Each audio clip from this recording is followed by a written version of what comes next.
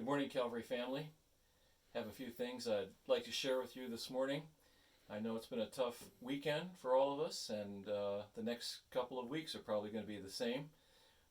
I've decided to try to reach out to you each morning from my home study here, and we're going to upload this and share things with you each day. It's going to be a little unpredictable. I'm not exactly sure what I'm going to do each day, but we'll give you some updates about ministry, but primarily I want to share with you some devotional thoughts and some things to encourage you throughout the day. I'd like to read this morning from Psalm 91, first few verses. It says, "He who dwells in the shelter of the Most High will abide in the shadow of the Almighty. I will say to the Lord, my refuge and my fortress, my God, in whom I trust. For he will deliver you from the snare of the fowler and from the deadly pestilence. He will cover you with his pinions, and under his wings you will find refuge. His faithfulness is a shield and buckler.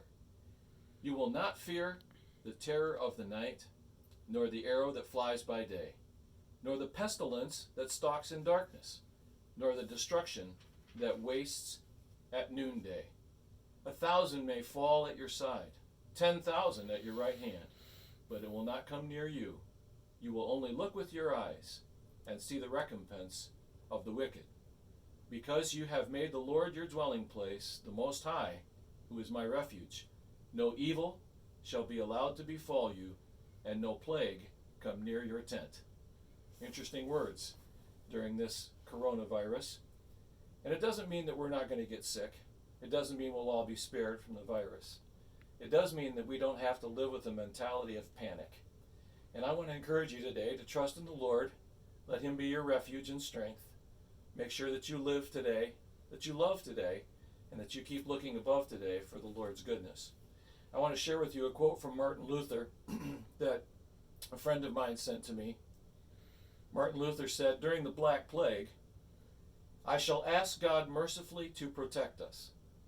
Then I shall fumigate, help purify the air, administer medicine, and take it.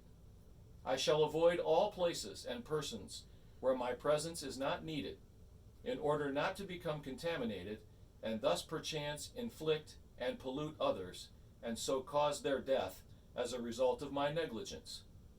If God should wish to take me, he will surely find me, and I have done what he has expected of me, and so I am not responsible for either my own death or the death of others. If my neighbor needs me, however, I shall not avoid place or person, but will go freely as stated above." See, this is such a God-fearing faith, because it is neither brash nor foolhardy, and does not tempt God.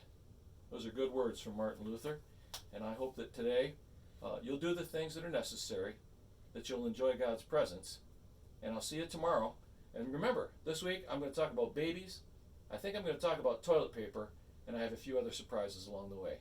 May the Lord bless you and keep you, and cause his face to shine upon you and give you peace. Goodbye.